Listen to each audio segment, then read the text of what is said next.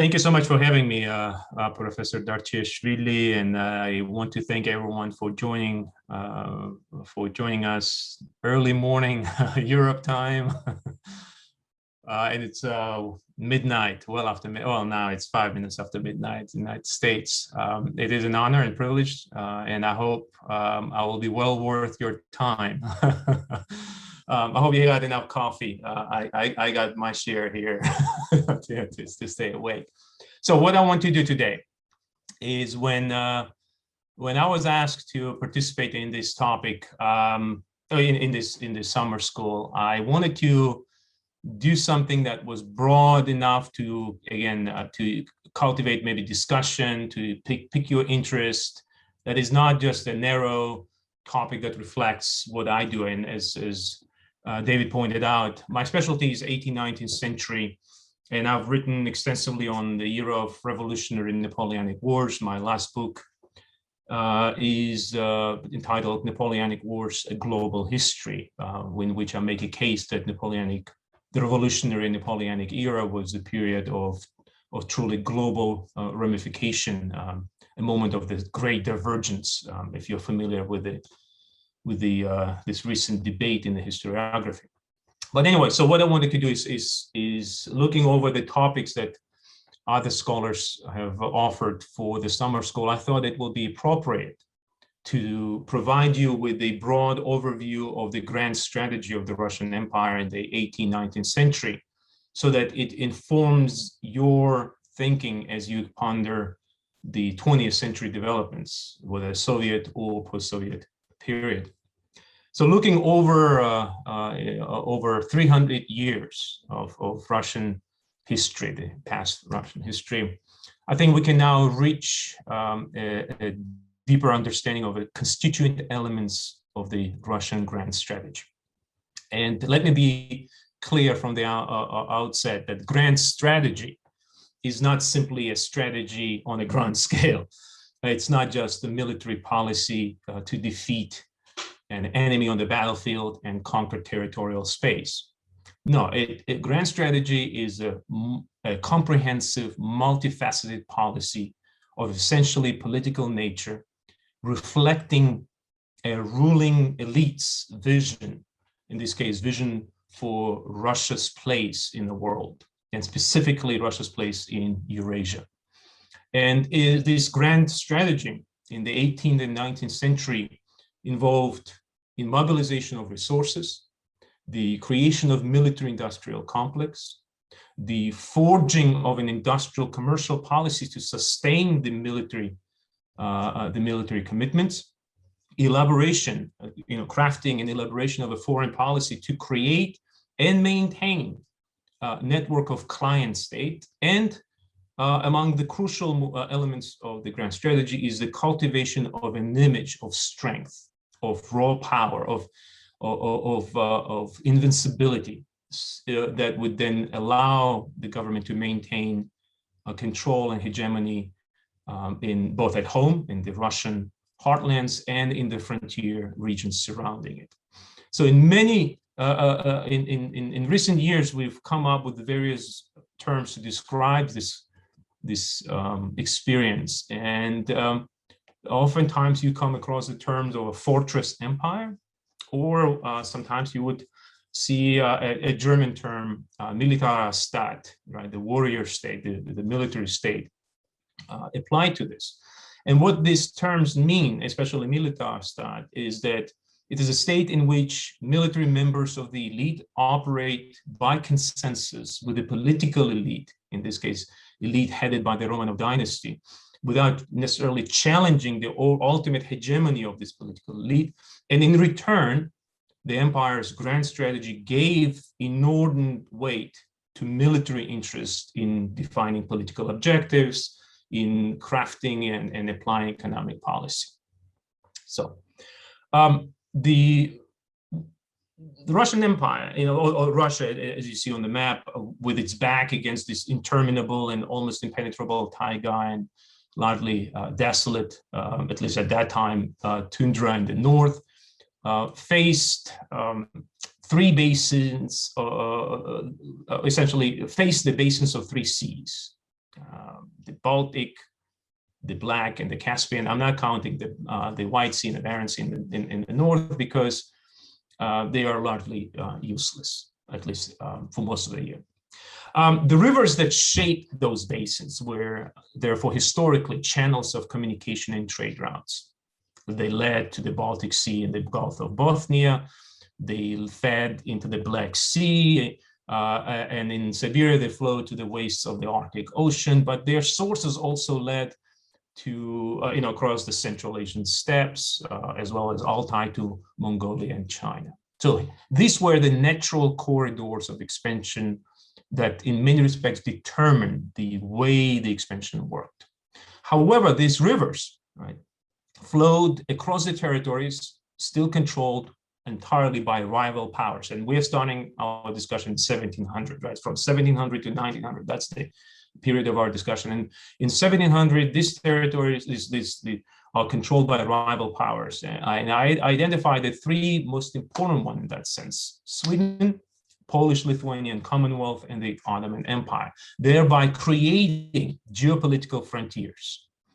The geography predetermined that these three powers would be Russia's primary opponents, because they alone, by their existence and location, right, that the famous expression of geography being the destiny, could resist the new expenditure of energy that was emanating from the rising power of the Muscovite Rus, right? That transition to Russia.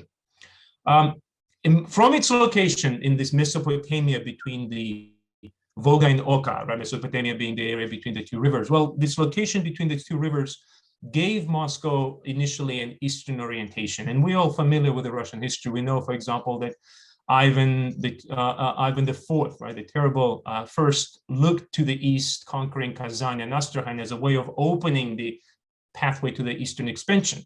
But the conquest of Astrakhan, right, the conquest of Astrakhan in the 16th century also brought Russia closer to the Persian sphere of influence. So in addition to the three primary rivals that I outlined, here we now add the fourth one, and that is Persia, where Russian and Persian interests will through the 18th century indeed clash for the issue of control in initially Eastern Caucasia and then in the western part of it. These four geopolitical rivals therefore formed in effect the huge continuous almost semicircle, right, facing the Muscovite state, stretching from the Gulf of Bothnia to through the Black Sea to the Caspian. And on the outer periphery of this geopolitical frontier, right, we see that on the three sides of it, we see effectively natural frontiers, and that is the sea bodies, the Baltic Sea, the Black Sea, the Caspian Sea, serving like moats against which the Russian energy has to rest for now. But notice that on the eastern part of it, right, on the eastern part of it, the situation is different because it is the Siberian plateau. It is, even though difficult terrain and wooded terrain, here the eastern theater will be quite different because the eastward expansion of Russia will be relatively unchallenged. There will be a local resistance naturally, but otherwise, but the expansion would not encounter significant enough resistance to contain it. We know that by 1648, the Russians will be already, the Russian outpost will be already on Okhotsk, right here, right? What is interesting to me in the east, in the eastern frontier, and if we look at this in this way, this being the western, this being the southern, and this being the eastern frontier of geopolitical rivalries, the eastern frontier is interesting to me because here you have a rather curious paradox, right? Or in the west and the south, those theaters remain zones of very high level insecurity for Russia throughout 18th century and first half of 19th century. In fact, it will only escalate towards the end of the 19th century. But in the east, on the Russo-Chinese frontier, this theater actually was a zone of peace, even though the Chinese Empire rose to the unprecedented heights of power under the Qing dynasty in the 18th century. Now, there are several reasons you can find why this zone of peace lasted for so long. Some is because of the remoteness of area, the low density of the frontier population, or the political orientation of China's own foreign policy being diverted more to the periphery towards the coastline areas rather than inland. But needless to say, in our discussion, the eastern frontier will remain docile and calm for most of our conversation. But so we will switch, therefore, our attention to the west and south. So here, how did Russia proceed to establish gradually its hegemony? What was the grand strategy? Well, I can give you several elements of grand strategy, and one of the first ones that I want to emphasize is the emphasis on deep strategic penetrations. And we see that early on with Peter, starting with Peter the Great, that the strategy was to not only destroy the enemy army in the field, but also to reach deep into its territory and force to capitulate on Russia's terms. And these deep strategic penetrations maximize the surge capability of the empires, its ability to tap its large population, one of the most populous states in Europe, if not the most, right? So as the century goes, and that ability of surge capability allowed Russia to sustain offensive operations in almost every war that it conducted through the 18th century. And we see this starting with really with Peter's own campaigns.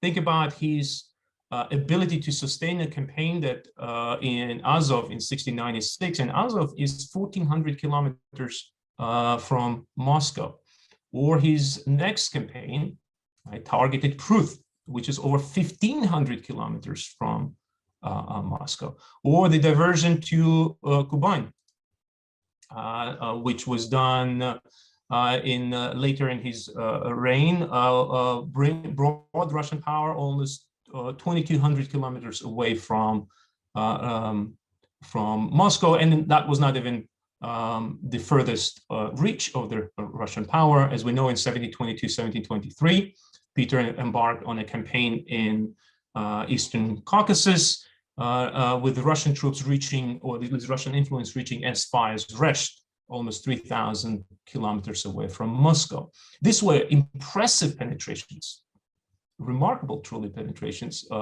designed to bring the Russian sphere of influence furthest away as a way of imposing this frontier zone. However, these penetrations, as imposing as they are, were into the largely unknown territory for the Russians' point of view, into a certain territory that was inhospitable, and ultimately they were unsuccessful because of internal factors, logistical factors, change of political leadership, since Peter died in shortly after launching the Caspian invasion, and so on. So, but it set the important precedent, because once the empire grew through 1730s and 40s and 50s and reached really the high tide of the 18th century in 1760s and 70s, we see that approach playing out once more. Okay, and here how it plays out if we look on a much larger kind of bank, with the ability to mobilize resources in the Russian heartland, you can project yourself further and further away. And that approach of deep strategic penetration start to play out very successful in the later half of the 18th and early 19th century. So here we are in 1829, when the Russian troops reached as far as Adrianople, just 235 kilometers from Constantinople, but over 2,400 kilometers from Moscow. Or think about Patskevich's campaign in the Russo-Persian War of 1828-29, when the Russian troops reached the city of Tabriz, which is only 600 kilometers from Tehran, but over 2,700 kilometers from Moscow. Now, the depth of strategic penetration on the western frontier, right, is no less startling. The wars with Sweden, right, were fought initially for that limited objective of gaining access to the Gulf of Finland, but they gradually grew as the desire for the strategic penetration went beyond the Gulf of Finland into the Baltic Sea and beyond. So if in 1714, Russian troops are in Abo, in southern of Finland, about 1,200 kilometers from Moscow, by 1716, they already are sending an expedition to Copenhagen, 2,500 kilometers away from Moscow. Or by 1743, Russian troops are already targeting Uleaborg on the northern side of the Gulf of Bothnia.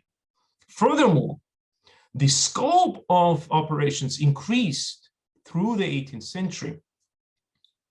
Think about the war of the Russo-Swedish War of 1808-1809, when a Russian government conducted remarkable operation, a three-pronged attack across the frozen Gulf of Bothnia to bring Sweden to the negotiating table, which worked in 1809 in the wake of this crossing with one of the Russian columns led by Peter Bagration, targeting Stockholm, forced the government to negotiate. Or think about the Russian operations during the 7 Years' War, which started that push towards Western penetration. 1760, Russian troops captured Berlin. 1799, Russian troops are already operating in northern Italy. That is in the context of containing French revolutionary threat. But alongside that threat, Russians were keenly interested in projecting their strategic interests to the Central Europe, where among the Germanic states, they cultivated very close relationship, which were reinforced by the familial connections that the royal dynasty of Russia, the Romanov dynasty, had with the German houses. And we're not even reaching the scope of these operations because, as we know, in late 1799, the Russian troops were already in Switzerland. And in the wake of Napoleon's defeat, we see Russian troops as far as Paris.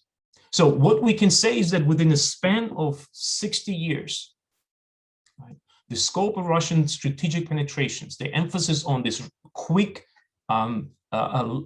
massive attacks in collaboration with the coalitions, creates a zone of operation of about 2,500 kilometers if you drew it around Moscow. And in fact, if you look at the experiences of other European powers, no other continental European power could project its power as efficiently, as effectively over such long distances as Russia does in 18th and early 19th century. The only other one is Britain, but it is a naval power with the capacity to use the Navy to transport troops to any virtually any point in the globe that has access to the coastline. But by comparison, Russia conducts these operations by land. Okay. Now, next important element in this grand strategy that I want to explore is this issue of the strategic and peripheral deployment, which is quite fascinating if you look closely. Now, the way Peter operated at the beginning of this imperial project, right, since it is Peter that turns Russia into an empire, he operated it with the so-called strategic deployment that was right here, right? There is a line. If we draw the line from Moscow, right here, from Moscow to St. Petersburg, through a line from Moscow, Tver, Novgorod, St. Petersburg, right? So if we draw that line, during the wars of the first half of the 18th century, Russian troops, Russian army is usually deployed right in the strategic reserve right here, and then it reacts to one of the three areas of conflicts, right? Whichever way. So let's say Caspian Sea campaign, or the campaigns in Pruth, or a campaign of the Great Northern War. After Peter's death, and as the empire began to expand and grab more and more territory, the areas that used to be the frontier zones for Peter now become part of the Russian imperial domain. And so what happened is that there is a shift during the reign of Catherine the Great, when more and more the troops are not kept in the strategic reserve in the heartlands, but are actually pushed to the peripheral deployment in places like newly acquired right bank of Ukraine, or in places like newly acquired Eastern Georgian kingdoms. And there, from the peripheral deployment, Russia is keen on focusing on its military superiority, both not necessarily in numbers, and that sometimes we sometimes forget that when we deal with, for example, the theaters in here in the Danubian principalities or in the Caucasus, Russians actually are constantly inferior in numbers. But what they have is the far superior firepower, organization, and discipline. Those elements give them tremendous advantage. So right now I'm finishing the book on the new biography of Field Marshal Mikhail Kutuzov. And once I followed his 51 years of military career, what you see consistently, because he spent most of those years fighting against the Ottoman Turks, you see how Russian military thinking accepts the fact that they will be constantly outnumbered on the understanding that superior preparation, organization, structure, and leadership will give them an advantage in these conflicts. And that becomes part of the Russian grand strategy, because if we look at the campaigns in the Caucasus, if we look at the campaigns in the Danubian principalities, you face this remarkable situation when the sovereigns are urging the commanders to be faster, to move deeper, while the commanders are writing back saying, no, we need to be a little bit more cautious. So there's this push towards the penetration, deep penetration, especially when we deal with the Danubian principalities, where starting with Catherine and forward, there is insistence to get as close to Constantinople as possible. And it is Russian commanders who usually push back and find some logistical explanation not to do it. But the grand strategy of penetration is there. So in order to deal with this peripheral deployment when the troops are slowly pushed out, and in order to sustain these troops that are separated by such vast distances, the Russian imperial government had to carry out systematic territorial reform across the entire empire to create uniform administrative infrastructure of provinces, of districts, for the exercise of civilian power, which in turn sustained military power, which in turn fulfilled the grand vision of the grand strategy. And I remind you, if you look at the provincial structure of Russian Empire in the 18th and 19th century, you will see that you have a dual power. You have a civilian governor, and right next to him, you have a military governor, underscoring this dual nature of administrative system that Russia is developing.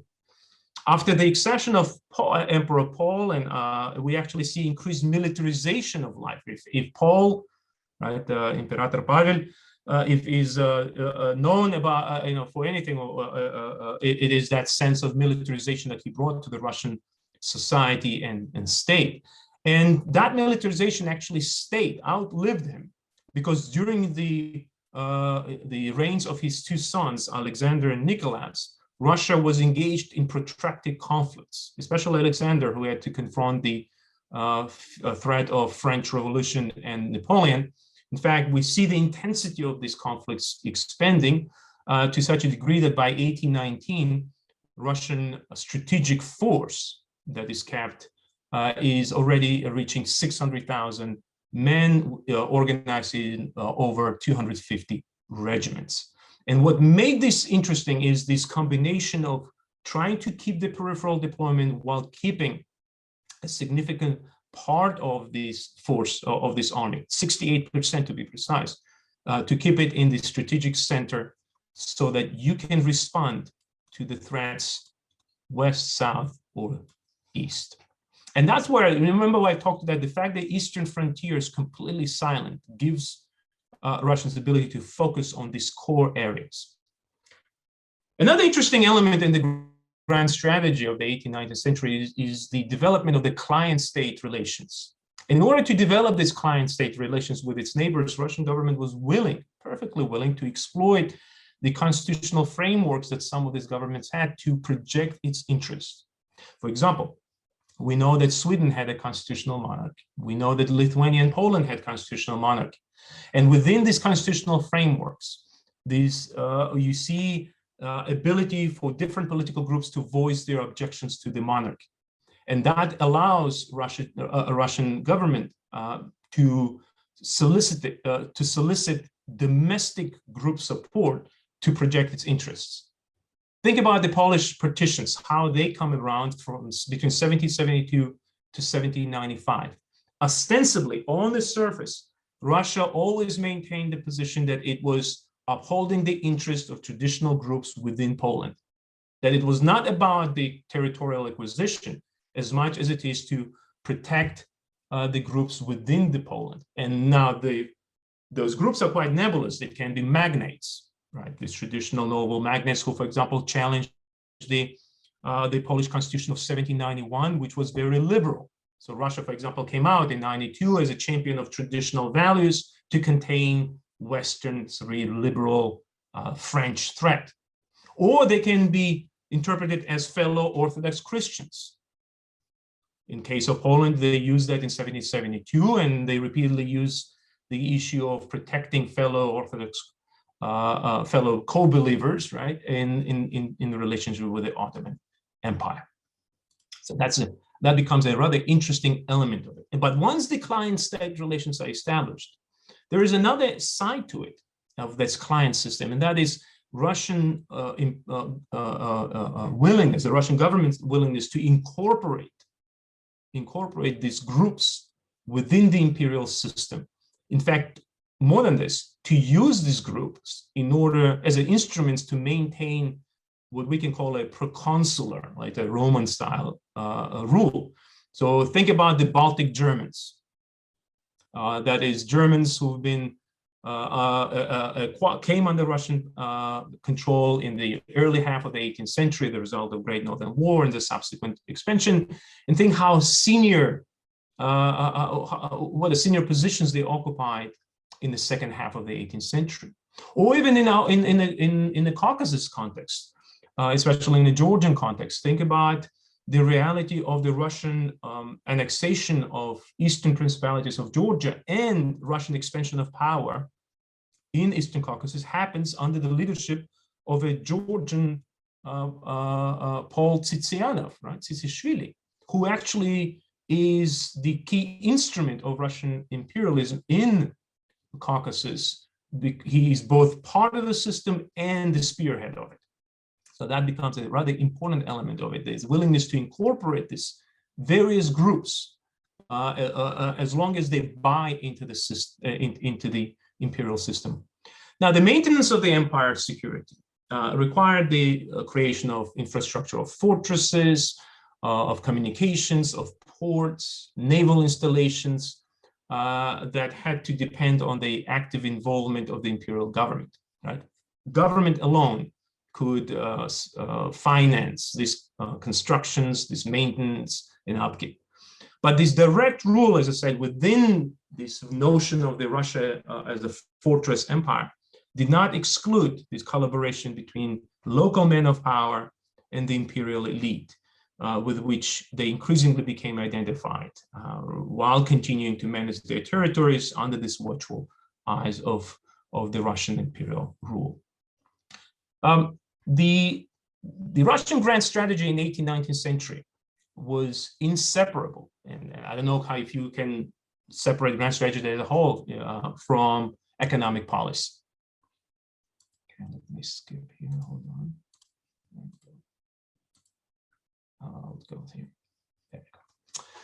From economic policy. Now, I don't know if you've read the works of Eli Heckscher. He's a Swedish, eminent Swedish economic historian, author of remarkable studies on the of both Swedish economic history, but more broadly of the 18th, 19th century European economic.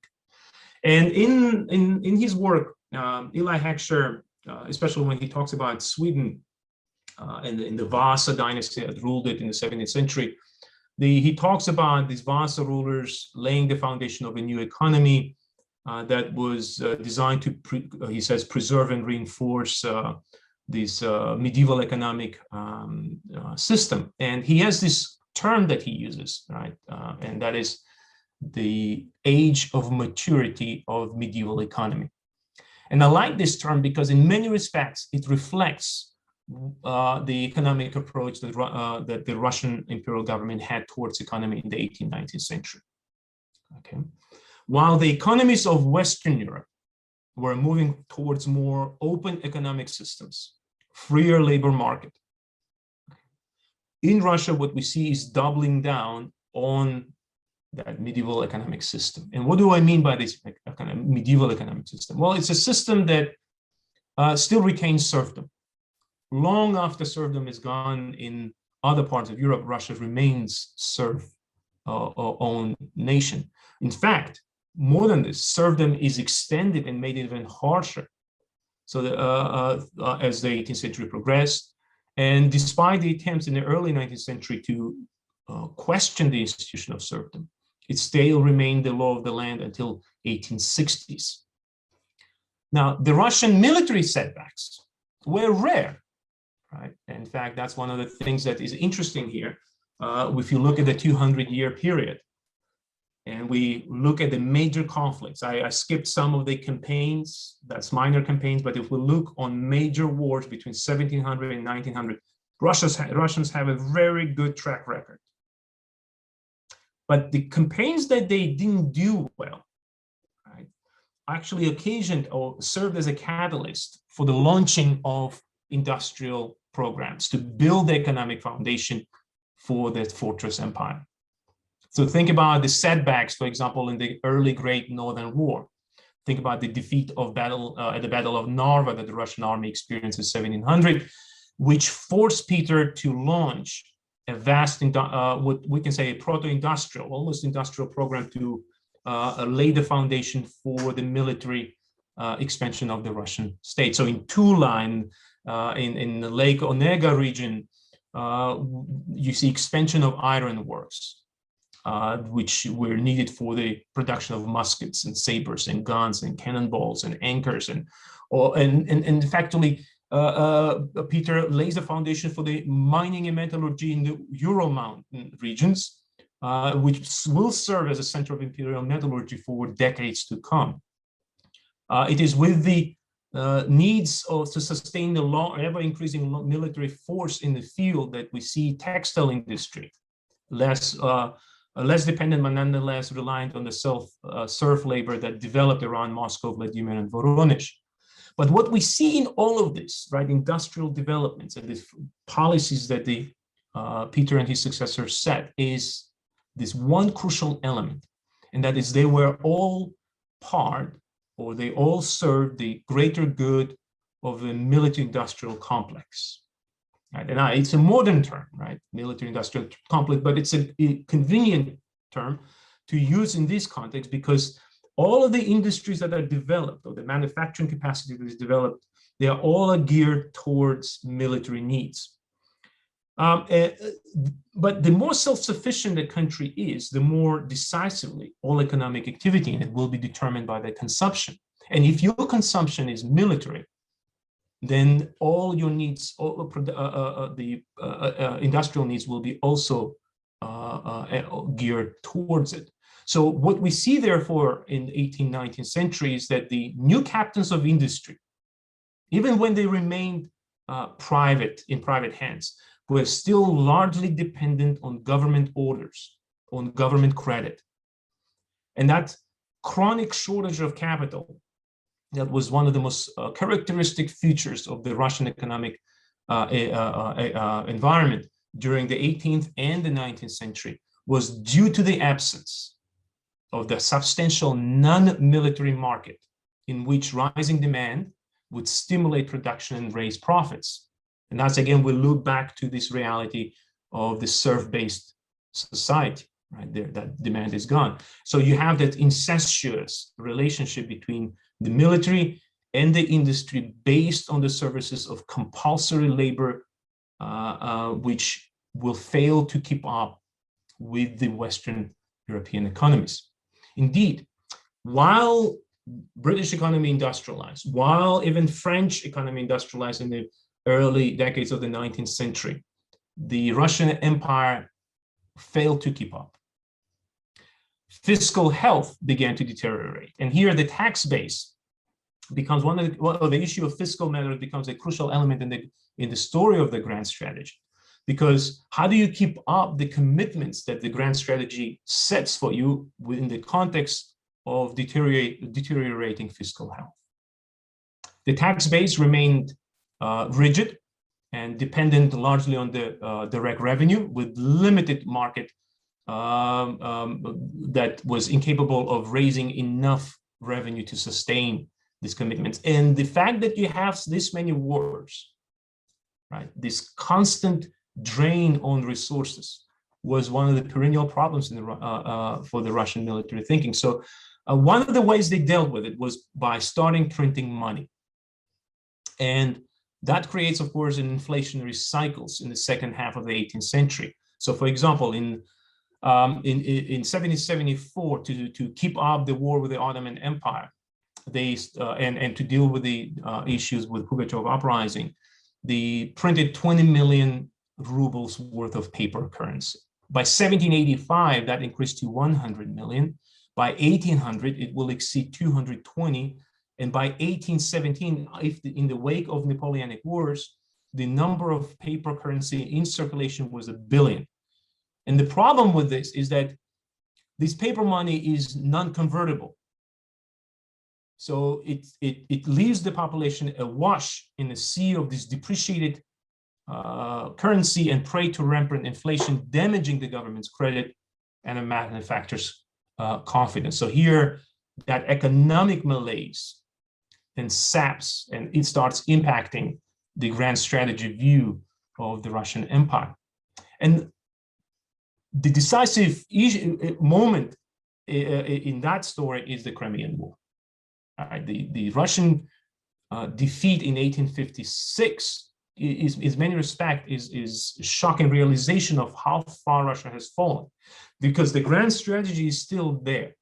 The visions of deep penetration. If you look at the Russian war plan for 1853, it called for penetration of the Ottoman domain from double Punch from the Caucasus and the Danubian principalities. But the fact that here in 1853, Russia was still reliant on horse and carriage, when its opponents, the British, the French, the Sardinians, could use steamboats, could move the troops faster, could sustain these troops faster in the field, it becomes quite important. Equally important is the fact that Russia maintained tariff system. Starting in 1822, that tariff system will be only entrenched, which will create this balloon kind of bubble around the Russian industry and prevent it from developing and keeping up with the Western European. And it is the shock of Crimean War that forces then Russian government to embark on the great reforms of 1860s and 70s that are all designed to keep up with the grand strategic considerations that the Russian government maintains. So think about the commitments that it has in the ideas that it has in 1877 when they fight against the Ottoman Empire. Once again, it's deep strike. Once again, it's use the domestic issues of a neighboring country to achieve a strategic goal, and they came very close to that. Right, the San Stefano Treaty almost delivered on the Russian expectation, if not for the Western European, German and French and the British, not to mention Austrian interference that forced the Russians to back down in the Congress of Berlin. Now, let me summarize, because I know some of you probably want to ask some questions. Now, here, due to, despite the rapid industrialization of Russia in 1870s and 80s, especially in 90s when under the leadership of Sergei Witte, it was too late for the empire to catch up with the Western European economies. The chronic shortage of capital had to be compensated by increasing penetration of imperial economy by foreign capital, including first German, and then when the Treaty of Reinsurance was canceled by the Germans with the French, but that's a reliance on a foreign capital, which creates a potentially disastrous situation in the wartime. The revenue from taxes could not cope with the rising expenditures, despite the fact that the treasury depended more and more on yield of indirect taxes. In fact, if you look at how the wars were financed, the Crimean War was financed by issuing more paper money, but the Russo-Japanese War, that disastrous war that caused so many problems for the Russian Empire, was actually financed, all 2.9 billion rubles, staggering, through 7 massive foreign loans that have to be then sustained and paid off. By early 20th century, the grand strategy, Russian grand strategy, as it had developed in the 18th century, therefore disintegrated, leaving behind a combination of poorly coordinated policies and ambitions. Concentrated deployment in a single theater that Peter and his successors advocated now has turned on its own head, as Russia was focused almost exclusively on the threat emanating from the Western theater, where United Germany presented such a threat. Financial weakness and a laggard economic performance presented a sad contrast to the strength of the European economies. And the political dreams in the Far East, in Persia, in the Balkans, now became completely disconnected from actual military capabilities and economic realities, not to mention the increased imperial competition. So the disintegration of its grand strategy mirrored the empire's kind of collapse, slow collapse in the beginning of the 20th century, which would take, right, in the context of World War I.